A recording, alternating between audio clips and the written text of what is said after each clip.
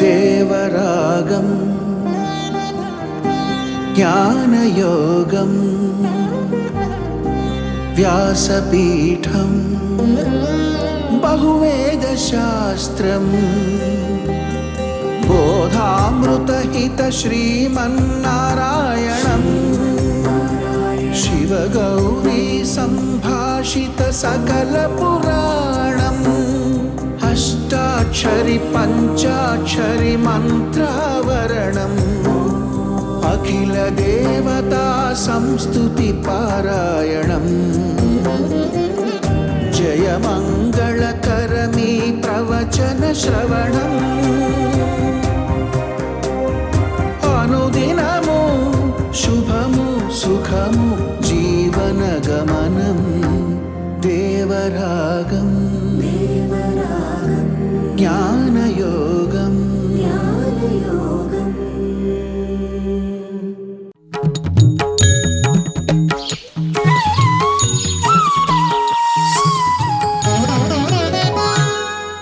ఆపదామపహర్తారం దాతారం సర్వసంపదాం లోకాభిరామం శ్రీరామం భూయో భూయో నమామ్యహం.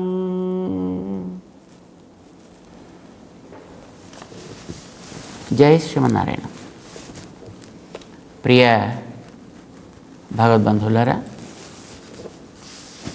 భగవద్గీతలో 6వ అధ్యాయానికి ఆత్మ సంయమ యోగము అని పేరు.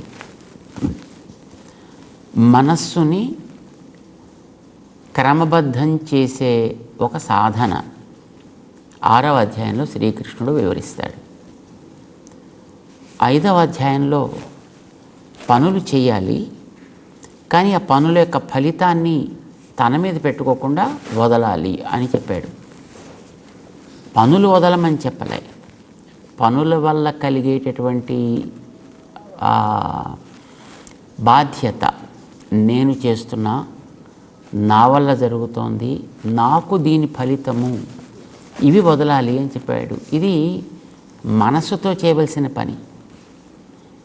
మనస్సు తను చెప్పినట్టు విన్నప్పుడే ఇలాంటివి తను చేయగలుగుతాడు.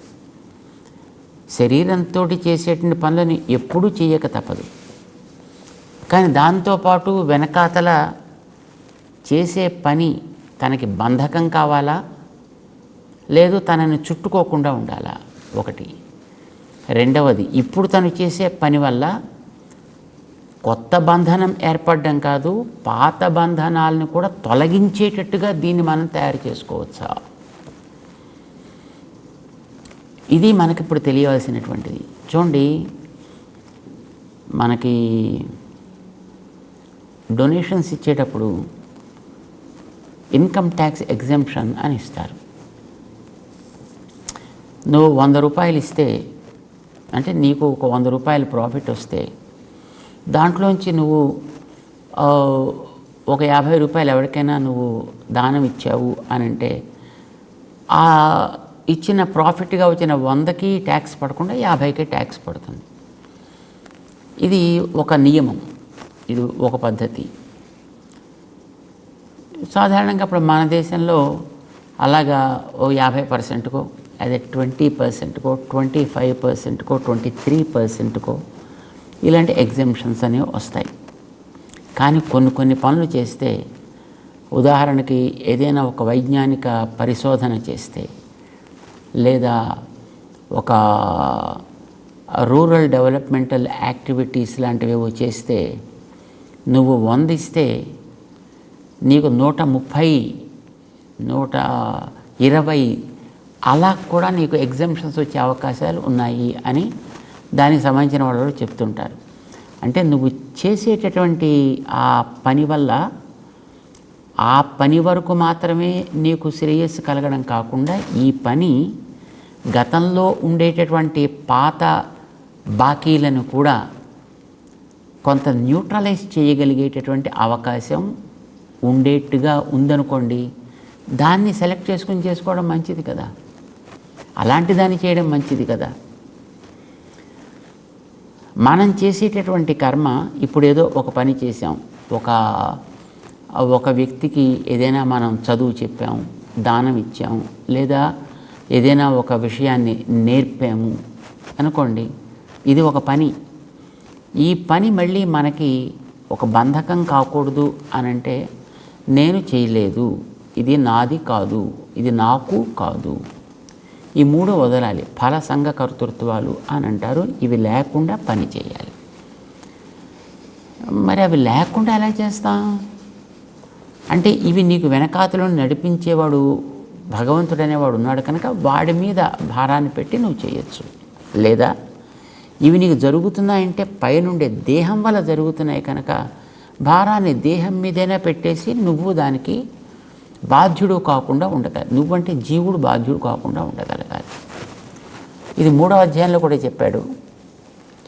5వ అధ్యాయంలో దీన్ని మనకి చెబుతూ, ఏదో నీటిలోంచి వచ్చినటువంటి తామరాకు నీళ్ళలోనే ఉన్నప్పటికీ కూడా నీటిని అంటించుకోకుండా ఎట్లా ఉంటుందో, నీటితో అంటుకోకుండా ఎట్లా ఉంటుందో అట్లాగా వీడు పని చేయాలి.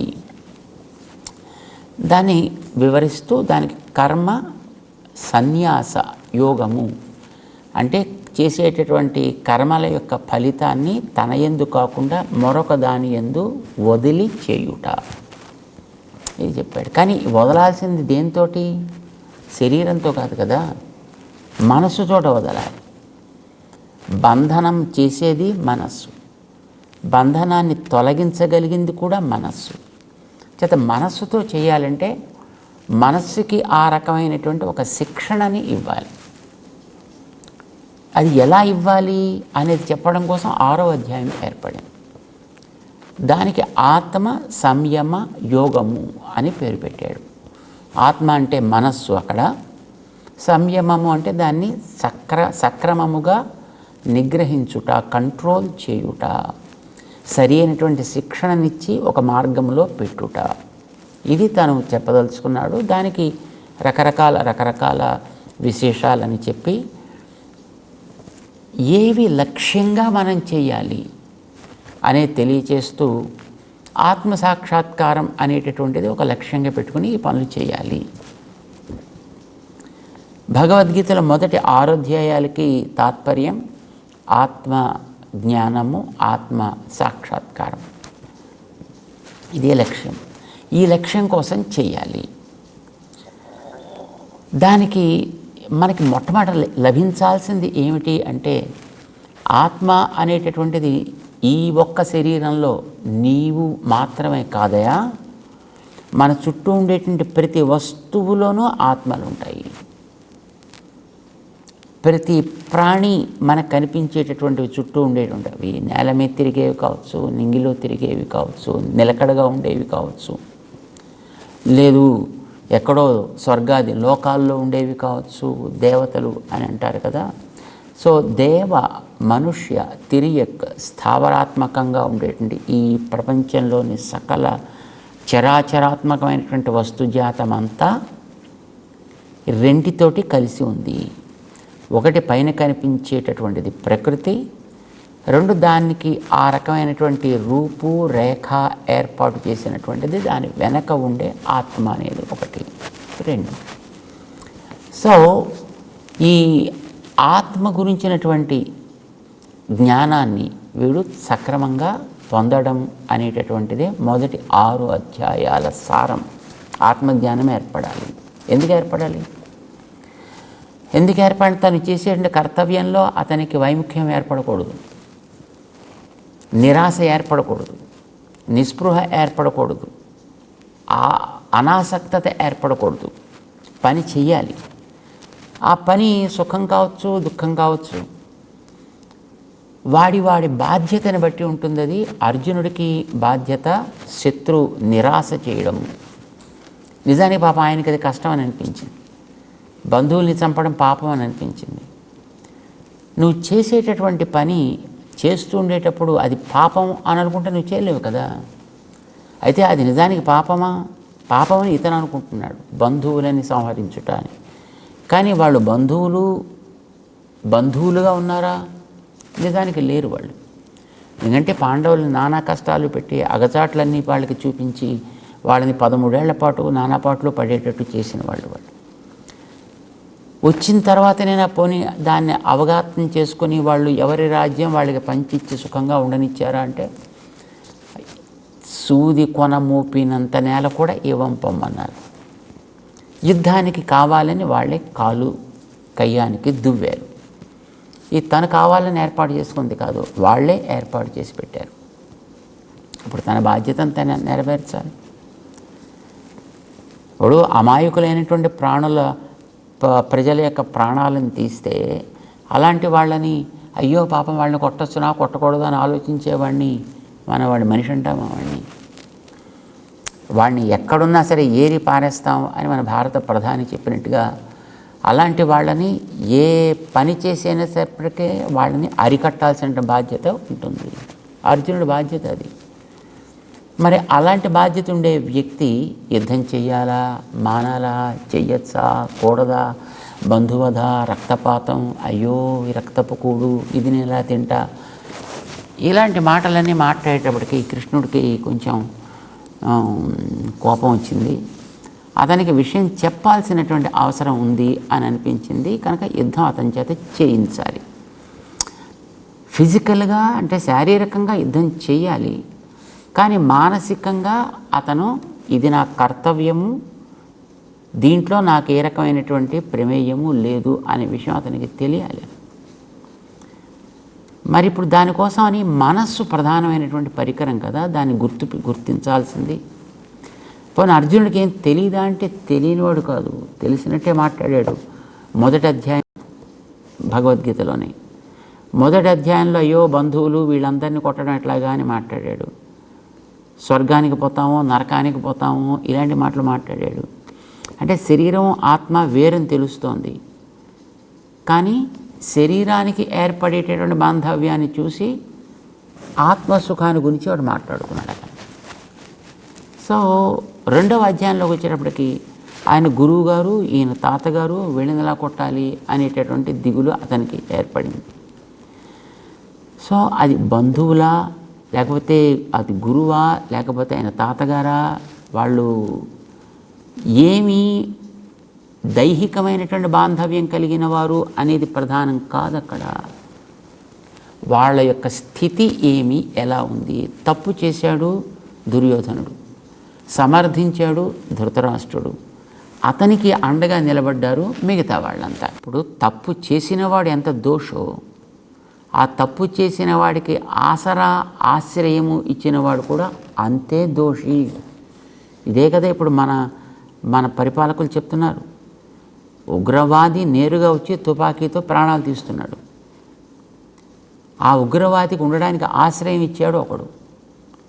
వీడెంత తప్పు చేస్తున్నాడో ఇంతకంటే తప్పు చేస్తున్నవాడు కదా ఆశ్రయం ఇచ్చినటువంటి వ్యక్తి. సో అలాంటి వాడికి తగినట్టుగా బుద్ధి చెప్పాల్సినటువంటి బాధ్యత అయితే ఉంటుంది అని మన దేశం వాళ్ళకి తగినటువంటి పాఠాన్ని నేర్పే ప్రయత్నం చేస్తోంది. దీనికి మొట్టమొదటి వస్తు నాంది పలికినవాడు శ్రీకృష్ణుడు. అర్జునుడికి ఆ విషయాన్నే చెప్పాడు ఆయన. వాళ్ళు తప్పు చేస్తున్నారయ్యా, తప్పు చేసిన వాడిని దండించడం నీ బాధ్యత, తప్పు చేసిన వాడికి తోడున్న వాడిని కూడా దండించడం నీ బాధ్యత. అంచేత వాళ్ళకి ఆ రకమైనటువంటి దండన యుద్ధం నువ్వు తప్పకుండా చెయ్యాలి. దీనికి మానసికమైనటువంటి ప్రిపరేషన్ అనేది అర్జునుడికి అవసరం. కనుక మనస్సుని నువ్వు ఎట్లా నిగ్రహించాలి, నీ బాధ్యతను నెరవేర్చినట్లయితే నువ్వు ఇక్కడ దేహంలోకి వచ్చినటువంటి పర్పస్ నెరవేరుతుంది. ఎంతకాలం ఈ ఆత్మ తిరిగితే ఈ దేహంలోకి వచ్చిందో మనకు తెలియదు కదా. ఇందులోంచి వెళ్ళిన తర్వాత మళ్ళీ ఎక్కడెక్కడికి పోయి తిరుగుతుందో కూడా మనకి తెలియదు కదా. ఇప్పుడు దేహంలో, మానవ దేహంలో ఇప్పుడు ఉంది కనుక ఇప్పుడు చేసేటటువంటి పని నీకు కొత్తగా మరిన్ని కర్మల్ని చేర్చకుండా ఇదివరకే పేరుకున్నటువంటి కర్మలను కూడా తొలగించగలిగే అవకాశం ఉన్నప్పుడు అలాంటి పని చేసుకుని వాటిని కూడా తొలగించుకుని నువ్వు ఈ బంధంలోంచి బయటపడడం అనేటటువంటిది చాలా యోగ్యమైనటువంటి పని. అది నువ్వు చేయాలి. అది దేనివల్ల వస్తుంది? మనస్సులో కలిగేటటువంటి సంకల్పం వల్ల ఏర్పడుతుంది. నువ్వు మనస్సులో చేసుకున్నటువంటి నిర్ణయం వల్ల ఏర్పడుతుంది. కనుక నీకు పొందవలసింది నీ స్వస్వరూప సాక్షాత్కారాన్ని, అంటే ఆత్మస్వరూప సాక్షాత్కారాన్ని పొందాలి. ఆత్మ అంటే ఒకటే కాదు కదా, ప్రతి వస్తువు వెనక ఆత్మలు ఉన్నాయి. కనుక ఆత్మ జ్ఞానం నీకు సామాన్యంగా ఏర్పడాలి. ఆత్మలన్నీ సమములనేటటువంటి జ్ఞానం ఏర్పడాలి. ఆత్మలన్నీ వాటికి ఉండేటటువంటి కర్మబంధం నుంచి కనుక పక్కకి జరిగితే అవి ఏ రకమైనటువంటి లేపనానికి తగనివి, నిర్దోషములు అనేది కూడా నీకు తెలియాలి. వీటన్నిటికీ కూడా ఉండే యోగ్యత ఎంత గొప్పదో, భగవంతుడితోటి సమానమైన యోగ్యత ఉన్నవి అని తెలియాలి. అలాంటి ఉండి కూడా ఇలాంటివి చేస్తున్నాయంటే వాటి మీద ఏర్పడ్డ కర్మ బంధం వల్ల అవి చేస్తున్నాయి. కనుక వాటికి అది తొలగేటట్టు చేయడం, నీకు అది తొలగేటట్టు చేసుకోవడం నీ బాధ్యత. ఇది తెలిస్తేనే నీకు ఆత్మసాక్షాత్కారం కలిగినట్లు లెక్క. దానికి తగ్గట్టుగా నువ్వు ప్రవర్తిస్తేనే నీకు ఆత్మసాక్షాత్కారం కలిగినట్లు లెక్క. కనుక ఆత్మసాక్షాత్కారం అనేటటువంటి లక్ష్యాన్ని పెట్టుకుని దాన్ని నువ్వు పొందడానికి మొట్టమొదటి నీ మనస్సుని సరైనటువంటి క్రమంలో దాని స్వరూపమే నీకు పొందదగినది అనేటువంటి నిశ్చయాన్ని, దానికి తగ్గ ప్రాక్టీస్ని, ఇది అభ్యాసం అన్నాడు. దాన్ని స్వరూపాన్ని తెలిసి దానికి అడ్డొచ్చే వాటి నుంచి విడదీయడం అనేటటువంటి వైరాగ్యం అని చెప్పాడు ఆయన. కానీ ఈ అభ్యాసం కష్టమే, ఆ వైరాగ్యం కష్టమే అన్నాడు అర్జునుడు. ఎందుకంటే నా మనస్సు దాని మీద కుదురుగా ఉండట్లేదయా, అభ్యాసం చేద్దామంటే నాకు సాధ్యం కావట్లేదు, దాని ఎందు రుచిని తగ్గించుకుందామంటే నాకు సాధ్యం కావట్లేదు. అంచేత దానికి ఏం చేయమంటావు నన్ను అని అడిగాడు ఆయన. సరే స్వామి చెప్పాడు, అభ్యాస వైరాగ్యాలు మంచిగా చేయవయ్యా, చేస్తూ కర్మాచరణ చేయి. ఇది చెప్పిన తర్వాత అర్జునుడికి నిజమే నువ్వు చెప్పినట్టు పోనీ నేను కష్టపడి ఏదో చేస్తాను అనుకో, కానీ అది చేసేటటువంటిది సగంలో ఆగిపోతే, అది పూర్తవుతూ ఉండగా ఒకవేళ ఆగిపోతే అంటే అందులో నేను భ్రష్టుడినైతే, అందులో నేను జారిపోతే, పూర్తి అయిన తర్వాత ఫలితం అందుకోవడానికి ముందు నాకేమైనా అయిపోతే, సో ఇవన్నీ కూడా నేను చేసే పనులు వ్యర్థం అవుతాయి కదా అన్నట్టుగా అడిగాడు ఆయన. ఇప్పుడు ప్రకృతి ప్రభావం చేత ఇలాంటివి ఏవైనా ఏర్పడడానికి అవకాశం ఉంది. కానీ నువ్వు ఇప్పుడు నేను చెప్పినట్టు చేయడం వల్ల నీ వెనక ఉండి నడిపేవాడిని నేను కనుక, వాటిని ఒకవేళ నువ్వు జారినప్పటికీ కూడా అది నీకు ప్రమాదకరం కాకుండా ఉండేట్టు నేను ఏర్పాటు చేస్తాను. ఎట్లా చేస్తావు? నువ్వు చెప్పింది బాగుంది అని నాకు అనిపించింది, నేను ప్రాక్టీస్ ప్రారంభం చేశా, సగం దాకా వచ్చాక టక్కన భ్రష్టుని అయ్యా, మరి అప్పుడు ఏమవుతుంది నా ప్రయత్నం అంతా? దానికి స్వామి చెప్తున్నాడు, నువ్వు చెప్పినట్టు అట్లాంటిది అవ్వడానికి అవకాశాలు ఉన్నాయి, అయిన వాళ్ళు కూడా ఉన్నారు. అట్లాగా మనకి విశ్వామిత్రాదులు ఉన్నారు. తపస్సు చేద్దామని బయలుదేరాడు, 10,000 ఏళ్ళు తపస్సు చేశాడు ఆయన. ఒకచోట కామం చేత, ఒకచోట క్రోధం చేత, ఒకచోట మోహం చేత, ఒక్కొక్క దగ్గర ఒక్కొక్క దాంతో ఆయన పాపం తన ఫలితాన్నంతటిని కూడా పోగొట్టుకోవాల్సి వచ్చింది కదా. అంటే వ్యక్తికి ఏదో ఒక కారణం చేత, ప్రలోభం చేత, ఒక బలహీనత చేత తను ఆరంభం చేసినటువంటి ఉద్యమంలోంచి దిగజారిపోయే స్థితి ఏర్పడుతుంది. ఒక్కొక్క చోట శబ్దాల వల్ల, ఒక్కొక్క చోట స్పర్శల వల్ల, ఒక్కొక్క చోట రూపపు ఆకర్షణ చేత, ఒక్కొక్క చోట రుచి చేత, ఒక్కొక్క చోట పరిమళం చేత, శబ్ద స్పర్శ రూప రస గంధాలు అని అంటాం కదా, ఇంద్రియాలను ఆకర్షించేవి అవి. సో ఈ శబ్దస్పర్శ రూపరస గంధాలనేవి కలిగినటువంటి వస్తువులు ఉంటాయి. అది ప్రకృతి కావచ్చు, మనుషులు కావచ్చు, మరొకటి కావచ్చు, అది తిండి కావచ్చు, ఏదైనా కావచ్చు కాక, ఇవే కదా మనిషిని దిగజార్చేవి. జార్చని పర్వాలేదు, కానీ ఇప్పుడు నువ్వు నన్ను కదా ఆశ్రయించావు, అంచేత నీ బాధ్యతను ఇప్పుడు నేను తీసుకుంటున్నా. నేను తీసుకోవడం వల్ల ఏమవుతుంది? ఏది నిన్ను దిగజార్చిందో అది నీ మీద మళ్ళీ ఇంకోసారి దిగజార్చకుండా ఉండేటంత ఆనందాన్ని నీకు దాంతో కలిగేట్టుగా నేను ఏర్పాటు చేస్తాను. కృష్ణుడు చెప్పిన ప్రామిస్ అది ఆయనకి. 41వ శ్లోకం దగ్గర నుంచి ఆయన 40, 41, 42, 43 ఈ శ్లోకాల్లో ఆయన ఇచ్చినటువంటి వాగ్దానం ఏంటంటే, నీకేం భయం అక్కర్లేదయా, నీకు శబ్దమో స్పర్శో రూపమో రసమో గంధమో ఏది నిన్ను దిగజార్చిందో అది నీవు పూర్తిగా అనుభవించగలిగే అంత అవకాశం నేను నీకు కలిగిస్తాను. ఇంకొకసారి మళ్ళీ అది నేను దిగజార్చనవసరము లేనంత శక్తి నీకు ఇచ్చేట నేను ఉపకారం చేస్తాను, నీకు కలిగిస్తాను. నీకు అది కలిగిన తర్వాత ఇదివరకు నువ్వు ఎక్కడి దాకా అయితే చేసి దాంట్లోంచి నువ్వు బయటకు వచ్చేసావో అక్కడి నుంచే నువ్వు దాన్ని కంటిన్యూ చేసేట్టుగా నీకు అవకాశం ఇచ్చేస్తాను నేను. అప్పుడు నీకు ఇంకేం ఉపద్రవం ఏమిటి? నువ్వెందుకు దాంట్లోంచి భయపడాలి? మానేద్దామని అర్జునుడు అనుకుంటుంటే అది నువ్వు మాననవసరం కాదయ్యా చేయవలసింది, మానే పని కాదు నువ్వు చేయాల్సింది, దాన్ని నువ్వు కొనసాగించాలి. నీకు వచ్చే లోపమేదో దాన్ని తీర్చుకుందాం. ఇప్పుడు ముక్కు కారుతోంది కదా అని ముక్కు తీసేస్తావా ఏమిటి? కంటికి నొప్పి వస్తుంది కదా అని కళ్ళు పొడి చేసుకుంటావా? కడుపు నొప్పి వస్తుందా అని శుభ్రం కడుపుని ఓపెన్ చేసేస్తాం? చేయం కదా. దాన్ని ఎలా తగ్గించుకోవాలో చూస్తాం, తర్వాత మన జీవితాన్ని ముందుకు సాగించే ప్రయత్నం చేస్తాం. కనుక నిన్ను అవేవో ఒక్కొక్కటి జారుస్తున్నాయి కనుక ఆ జార్చేవి ఇంకొకసారి మళ్ళీ నిన్ను జార్చనవసరం లేనంతగా వాటి విషయాలు నీకు ఇస్తా, అనుభవింపచేస్తా. నీవే ఇక తృప్తి కలిగి నాకు ఇంక వద్దు మొర్రో అనేంతవరకు నేను వాటిని నీకు ఇస్తాను. ఓకే, చక్కగా హాయిగా అనుభవించు. అయిపోయిన తర్వాత నువ్వు మళ్ళీ వెనక్కి తిరిగి వచ్చిన తర్వాత నువ్వు ఎక్కడ ఆపావో అక్కడి నుంచి ఆరంభించేట్టు చేస్తా. ఒకే శరీరం కనుక మరి నిద్రపోయిన తర్వాత మెళుకు రావడం, మళ్ళీ అది జ్ఞాపకం ఉండడం అని దానికి అవకాశం ఉంది. కానీ దేహ మార్పు అనేటటువంటిది దీర్ఘ నిద్ర లాంటిది. ఇది తాత్కాలిక నిద్ర. ఒక దేహంలోంచి మరొక దేహంలోకి వెళ్ళడం అనేటటువంటిది ఒక దీర్ఘ నిద్ర అనుకుందాం. అది ఆ దేహంలోకి నువ్వు వచ్చినప్పటికీ ఇదివరకు దేహంలో నువ్వు ఎంతవరకు చేశావో అది నీకు మళ్ళీ తనంతట తాను స్ఫురించి అక్కడి నుంచే నువ్వు మళ్ళీ ఆరంభం చేసేట్టుగా నేను చేస్తాను. ఇక నీకు బెంగ ఎందుకు నీకు? అప్పుడు అలాంటి ఫ్యామిలీ ఏదో సెలెక్ట్ చేసి అక్కడ నువ్వు పుట్టేట్టు నేను చేస్తాను.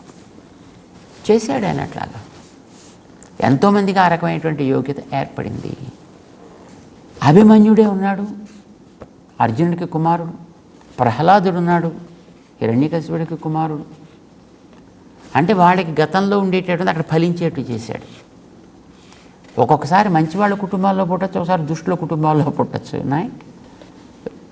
భరత వంశానికి చెందినటువంటి వేణుడు అనేవాడు ఉండేవాడు, పరమ దుర్మార్గుడు. పరమ దుర్మార్గుడు అంటే తన దగ్గర ఉండేటువంటి మహానుభావులు అంటే ఋషులందరి చేత తనని మోయించుకోవాలని తన నామం చెప్పే హోమాలు చేయాలి, తన నామమే జపం చేయాలి, తన నామానికే తర్పణాలు చేయాలి. ఇలాగ పెట్టాడు నియమం. నారాయణాయ నమః కాండానికి వీలేదు, వేనాయ నమః ఇలాగే చేయాలన్నాడు వాడు. సరే, వాణ్ణి ఇంకా మోతాదు మించేటప్పటికి వాడిని శపించి మొత్తం హుంకరించి వాడు లేకుండా చేసి పారేశారు. కానీ అతని తర్వాత అతని భుజాన్ని చిలికి భుజంలోంచి మళ్ళీ ఒక పిల్లవాడిని పుట్టించారు. అప్పుడు ఉండేటువంటి ఆ మహానుభావులకి ఏం విజ్ఞానమో తెలియదు మనకది. అతను ఈ పృథివీనంతటిని అతనికి పేరు పృథు చక్రవర్తి అయ్యాడు ఆయన. అతని పరిపాలన వలన ఈ భూమికి అజనాభం అనే పేరుండేటటువంటి ఈ భూమికి పృథ్వీ అనేటువంటి పేరు వచ్చింది. అంటే ఎంతో గొప్పగా పరిపాలన చేసి ఉంటాడో మనం ఊహించవచ్చు. అంటే అతను ఆ వంశంలో పుట్టినా ఇంత గొప్పవాడు అవ్వగలిగాడు. సో ఎంతవరకు అయితే గతంలో చేసి ఉన్నాడో అక్కడి నుంచి ఆరంభం అయ్యేటట్టుగా చేస్తా. అది సగంలో అయితే సగం చోట ప్రారంభిస్తాడు, పూర్తి అయితే పూర్తి అయిన చోట ఉండేట్టుగా నేను వాడిని ఏర్పాటు చేస్తా. ఒకవేళ అసలు వాడు ఆరంభమే చేయలేదనుకోండి, పర్వాలేదు, వాడికి రుచి కలిగింది కదా. సో రుచి కలిగిన వాడు ఆరంభం చేసుకోవాల్సిన కుటుంబాలు ఎక్కడున్నాయో చూసి వీడిని తీసుకువెళ్ళి ఆ కుటుంబంలో పెడతా. అప్పుడైనా నష్టమే లేదు కదా, చేసిందేం వ్యర్థం కాదు కదా. కనుక మంచి పని చేయడానికి, మనస్సుని క్రమబద్ధం చేసుకోవడానికి సాగించే ఏ ప్రయత్నమైనా సరే నా మీద భారం పెట్టి కనుక వాడు చేసినట్లయితే తప్పకుండా అది వాడికి సత్ఫలితాన్ని ఇచ్చేట్టుగా నేను చేస్తా. ఇది భగవంతుడు అర్జునుడికి ఒక భరోసానిచ్చాడనమాట. ఇది 6వ అధ్యాయంలో 42వ శ్లోకం దాకా ఆయన చెప్పినటువంటి మాట. వాడు శుచివంతులు శ్రీమంతులు అయిన వాళ్ళ ఇండ్లలో పుట్టిస్తా, సగంలో చేస్తే పూర్తి అవుతూ ఉండేటి తత అథవా యోగినామేవ కులే మహతి ధీమతాం, వాళ్ళు గొప్ప యోగులైనటువంటి వాళ్ళ ఇండ్లలోనే నేను వాడు పుట్టేట్టుగా చేస్తాను. అది కొంచెం కష్టం, అలాంటి వాళ్ళు దొరకడం కష్టం, అలాంటి వాళ్ళ కుటుంబాల్లో పుట్టి దాన్ని కంటిన్యూ చేయడం కూడా కొంచెం శ్రమజనకం, బట్ దాన్నే నేను ప్రొవైడ్ చేస్తా అని చెబుతూ చేసేటటువంటి ఈ యోగ సాధన, అభ్యాసము, వైరాగ్యం అని చెప్పాడు కదా, వీటి వల్ల ఆ వ్యక్తికి ఏ రకమైనటువంటి ఒక మహత్త, ఒక గొప్పతనం వస్తుందో 6వ అధ్యాయంలో చెబుతూ అధ్యాయాన్ని చివరికి తీసుకొస్తాడు. తెలుసుకునే ప్రయత్నం చేద్దాం. జై శ్రీమన్నారాయణ.